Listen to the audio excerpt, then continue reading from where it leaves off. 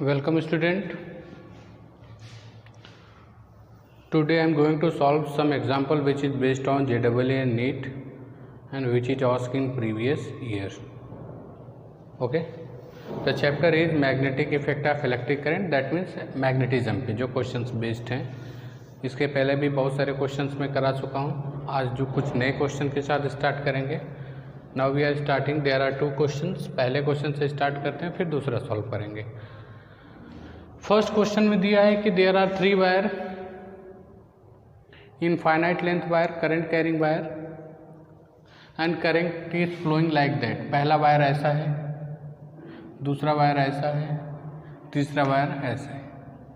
यानी ये जो करंट का डायरेक्शन है, मतलब ये बाहर की तरफ है करंट का डायरेक्शन, मतलब वायर इस तरह से है, वायर इस तरह से है एंड वायर इस तरह से है.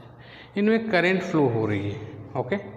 और वायर के बीच का ये पहला नंबर वायर है बी, इसका नाम है आपका A, wire number B and this one is wire number C. Wire number A, wire number B and wire number C. There are 3 infinite current carrying wire arrange like a figure. We have to find out force पर unit length on wire B. Force पर unit length on wire B. तो सबसे पहले analyse करते हैं कि क्या होगा.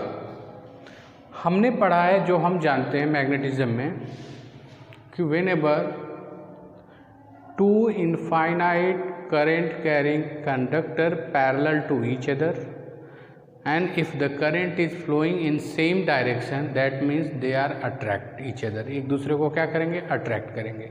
अगर करंट क्या होगी? अपोजिट डायरेक्शन होगा, एक में ऊपर एक में नीचे, they are repel each other. Okay. Whenever 2 infinite current carrying conductor and current is flowing in same direction they attract each other. Is that clear? तो कहने का मतलब ये होगा बेटा, बी पे फोर्स निकालना है तो बी को ए वाला क्या करेगा? अट्रैक्ट करेगा.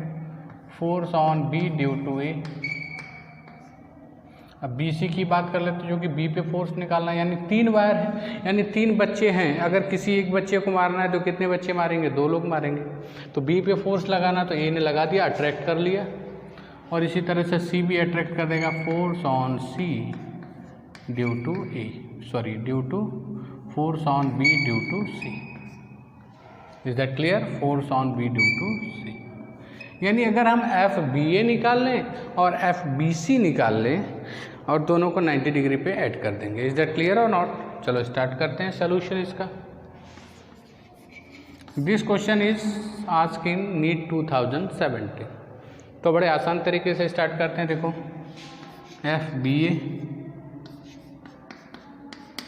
पर यूनिट लेंथ निकालना. पर यूनिट लेंथ का मतलब length 1 unit. Is that clear? तो चलो पहले स्टार्ट करते हैं. फार्मूला हमारे पास होता है 2 पैरेलल वायर के बीच के फोर्स का फार्मूला होता है mu not, okay, upon 2 pi I1 I2 upon D, दोनों के बीच का डिस्टेंस इनटू लेंथ. क्योंकि पर यूनिट लेंथ निकालना है तो F upon L equal to क्या हो जाएगा? Mu naught upon 2 pi I1 I2 upon D. Is that clear? ये फार्मूला यूज करेंगे. तो देखो स्टार्ट करेंगे. इन दोनों के बीच का सेम करंट फ्लो हो रही है बेटा, सब में करंट क्या है? सेम है, आई है. तो फार्मूला क्या हो जाएगा? देखो, mu naught upon 2 pi I1 I2 upon दोनों के बीच की डिस्टेंस कितनी है? डी है. पर यूनिट लेंथ चाहिए तो हो गया ना, पर यूनिट लेंथ. इसको स्मॉल एफ ले लेते हैं. अरे भाई लेंथ से डिवाइड कर दिया मैंने, कोई दिक्कत, क्योंकि फोर्स हमको पर यूनिट लेंथ चाहिए.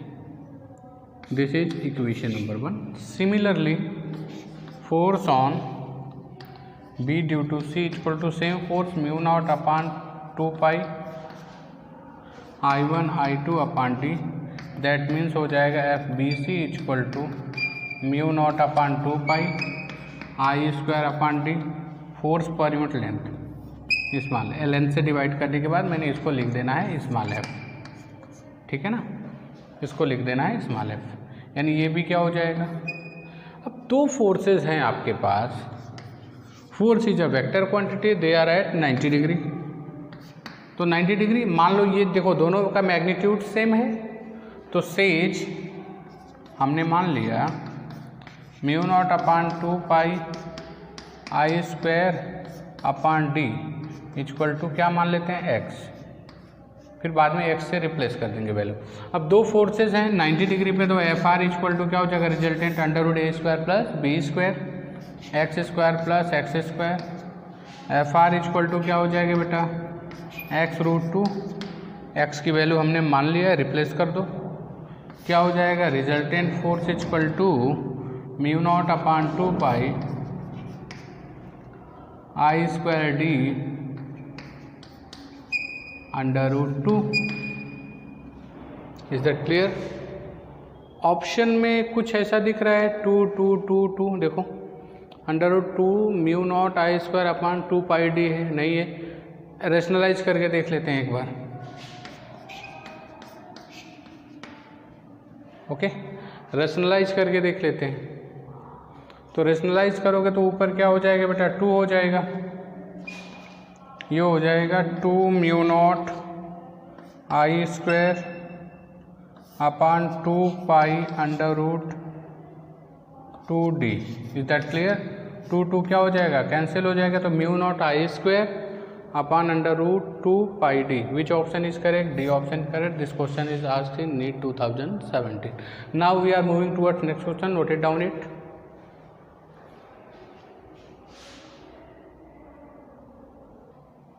In the next question, it is asked in JEE 2010. It is said that a wire is irregular shape, like that current is flowing in clockwise direction. Whenever this wire is put in uniform magnetic field, this shape is like a circle. Okay. In this case, what is the tension in the wire? The radius of wire is L. Okay. इसकी length पहले दिया है, ये पूरी length कितनी है बेटा, L। कह रहा है एक L लेंथ का वायर है जो कहीं पे रखा हुआ है, उसका शेप इरेगुलर है, जब इसको ले जाते हैं यूनिफॉर्म मैग्नेटिक फील्ड में तो वो सर्कल के फॉर्म में हो जाता है।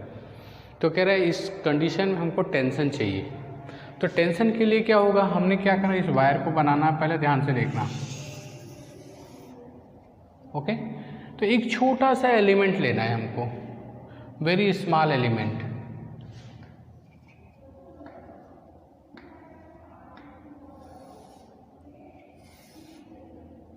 Is that clear? This element is DL, this one is theta, this one is also theta. यानी कि जो स्मॉल एलिमेंट है वो एंगल सब्टेंड कर रहा है सेंटर पे कितना बेटा, 2 थीटा। ओके, टेंशन हमेशा क्या होगा, वायर के टेंजेंशियल होगा, तो ये होगा आपका टेंशन, ये होगा आपका टेंशन। एक हॉरिजॉन्टल लाइन ड्रॉ करेंगे, दिस एंगल इज थीटा, ये एंगल थीटा है, ये पूरा एंगल जो है 90 डिग्री होगा, टेंजेंट है, तो ये एंगल क्या होगा, थीटा।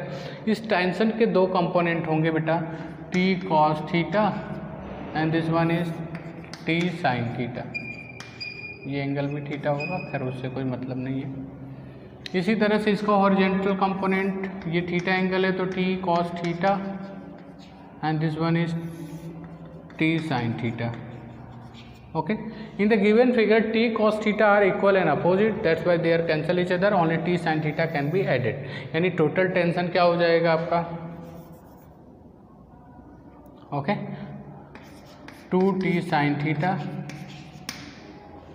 ओके, चूंकि मैंने स्मॉल एलिमेंट लिया that's why theta is very small, last में स्मॉल वाली कंडीशन लगाएंगे, इज इक्वल टू, ये टेंशन किसके बराबर होगा, फोर्स के बराबर होगा। हम जानते हैं I DL क्रॉस B, कोई दिक्कत, तो 2T sin theta is equal to I DL B sin theta. Okay,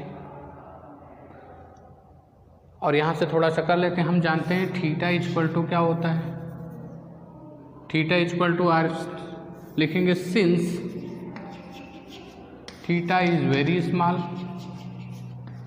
theta बहुत छोटा है तो मैंने साइन थीटा को क्या लिख सकना है, आराम से थीटा के बराबर लिख सकना है। तो मैंने क्या लिखना है, ध्यान से पहले देखो, 2t sine theta equal to I dl b sine theta.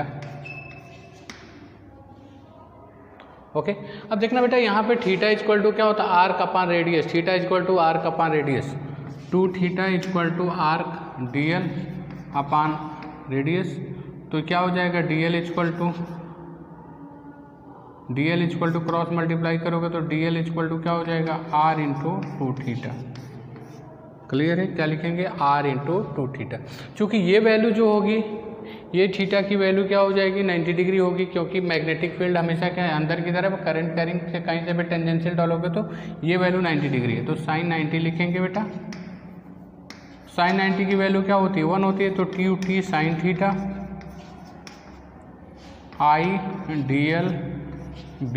Okay, और dl की वैल्यू यहाँ से पुट कर देंगे। Since theta is very small तो इसलिए साइन थीटा को क्या लिख देंगे बेटा, थीटा लिख देंगे। 2t theta is equal to I dl के प्लेस पे क्या हो जाएगा, r2 थीटा इंटू बी। बेटा देखो 2 थीटा कैंसिल हो जाएगा तो टेंशन क्या हो जाएगा आपका, आई आर बी। और इसी लेंथ के वायर को मैंने सर्कल बनाया ना, तो मैंने क्या लिख सकना है, L इक्वल टू 2πr। भाई ये जो लेंथ होगा सर्कमफेरेंस, उस सर्कल के सर्कमफेरेंस के बराबर होगा, तो r इक्वल टू क्या हो जाएगा, L अपान 2π। यहाँ पर रिप्लेस कर दो तो t इक्वल टू क्या हो जाएगा, I B L upon 2π, I B L upon 2π, I B L upon 2। Which option is correct, C option is correct. This question is asked in JEE 2010. Now we are moving towards some other questions. Next question in the figure, it says that a infinite length current carrying conductor, current is flowing across it is I dash. A coplanar loop is placed like that, current is flowing A B C D. Okay, the length of the loop is L. What is net force on this loop, हमको F net निकालना है। There are 4 options. तो चलते हैं किस तरह से इसको फाइंड आउट करेंगे।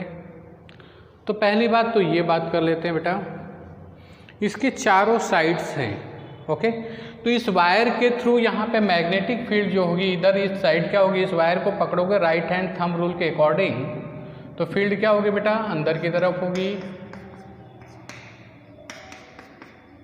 यूनिफॉर्म नहीं होगी, ये समझ लेने का। क्यों, वाई, फील्ड यूनिफॉर्म नहीं होगी। यहाँ पे फील्ड ज़्यादा होगी, यहाँ पे फील्ड कम होगी। आप कहोगे सर क्यों कम होगी, यहाँ पे ज़्यादा, क्योंकि ये वायर जो है इससे नज़दीक है, क्योंकि फार्मूला फील्ड का होता है due to infinite current carrying wire equal to mu not I upon 2πr होता है बेटा। आर का मतलब डिस्टेंस, तो यहाँ पे डिस्टेंस L/2 है, यहाँ पे डिस्टेंस क्या होगा, L + L/2 यानी 3L/2। तो यहाँ पे जो मैग्नेटिक फील्ड क्या होगी, कम होगी, यहाँ पे इसके कंपैरिजन में मैग्नेटिक फील्ड ज़्यादा होगी। Is that clear. और बात करते हैं पहले BC और AD की, बात करते हैं BC और AD सेक्शन की। Section BC and AD of wire, इसको पहले कंसीडर करते हैं। देखो बेटा, मैग्नेटिक फील्ड अंदर की तरफ, करंट BC में इधर की तरफ है। पहले BC की बात कर लेते हैं। Fleming left hand rule, direction of field, current and force ऊपर की तरफ, यानी इसके हर एक सेक्शन पे फोर्स किधर होगा, ऊपर की तरफ होगा। सेम इसी तरह से यहाँ की बात कर लेते हैं AD की, जो फोर्स होगा आपका F अपवर्ड होगा। यहाँ पे देखते हैं field, direction of current, force downward direction. AD पे जो फोर्स होगा वो क्या होगा, डाउनवर्ड होगा, नीचे की तरफ ईच एंड एवरी सेक्शन पे। हर जगह पे नीचे की तरफ। These two forces are equal in magnitude but opposite in direction, that's why the net force on these two wires will be zero. यानी इससे हमको कोई मतलब नहीं। कहोगे सर क्यों? क्योंकि हम जानते हैं F इक्वल टू होता आई एल क्रॉस बी होता है। F equal to I L B sine 90 degree, sine 90 की वैल्यू। इसी तरह से इसका भी क्या होगा, I L B sine 90 degree. Same length है ना, तो दोनों फोर्स क्या हो जाएंगे, ये आपका BC पे था, ये क्या था AD पे था, दोनों फोर्स इक्वल एंड अपोजिट, इनका इफेक्ट क्या हो जाएगा, कैंसिल हो जाएगा। यानी हमको जो फोर्स निकालना है, नेट फोर्स हमको मिलेगा यहीं से AB और CD से। कहोगे सर ये भी तो कैंसिल हो सकता है, नहीं, क्योंकि यहाँ पे फील्ड ज़्यादा है, क्योंकि ये जो है इससे नियरर है, और यहाँ पे फील्ड कम है क्योंकि ये जो सेक्शन है आपका CD इस वायर से दूर है। तो हम जो पहले इस पे फोर्स निकालेंगे बेटा, फिर इस पे फोर्स निकालेंगे, इस फोर्स में से इसको क्या करना पड़ेगा, माइनस करना पड़ेगा। क्यों? देखो यहाँ पे फील्ड फोर्स किधर होगा, FAD इधर की तरफ होगा, यहाँ पे क्या होगा, देखो फील्ड करंट फोर्स FCD इधर की तरफ होगा। कौन ताकतवर, ये, क्योंकि ये नज़दीक है, क्योंकि ये वायर यहाँ पे फील्ड बना रही है, तो ये डिस्टेंस इससे नज़दीक है, तो यहाँ पे फील्ड की स्ट्रेंथ ज़्यादा होगी, यहाँ पे फील्ड की स्ट्रेंथ कम होगी। दैट मीन्स F नेट हमको क्या मिलेगा, FAD माइनस FCD, ये निकालना है बेटा। तो चलो स्टार्ट करते हैं। तो पहले FAD बड़े आराम के साथ देखो,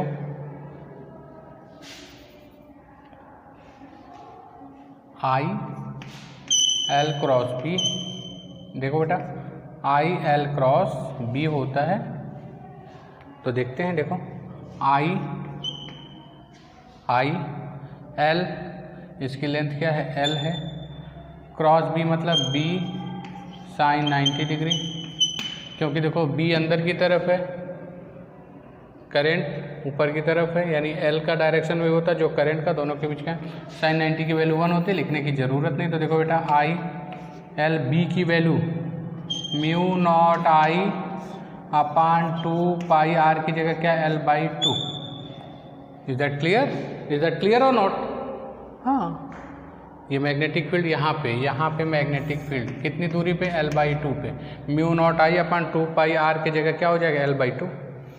देखो बेटा 2 क्या हो जाएगा, कैंसिल हो जाएगा, L से कैंसिल हो जाएगा, तो मैग्नेटिक फील्ड B FAD क्या हो जाएगा आपका, म्यू नॉट आई स्क्वायर अपान क्या हो जाएगा आपका, पाई।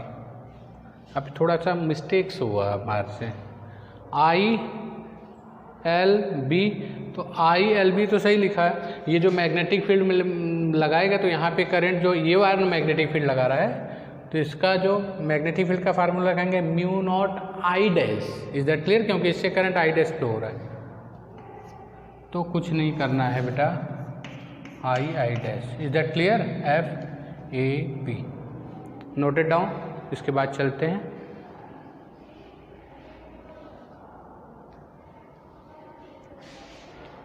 चलो आगे की तरफ चलते हैं।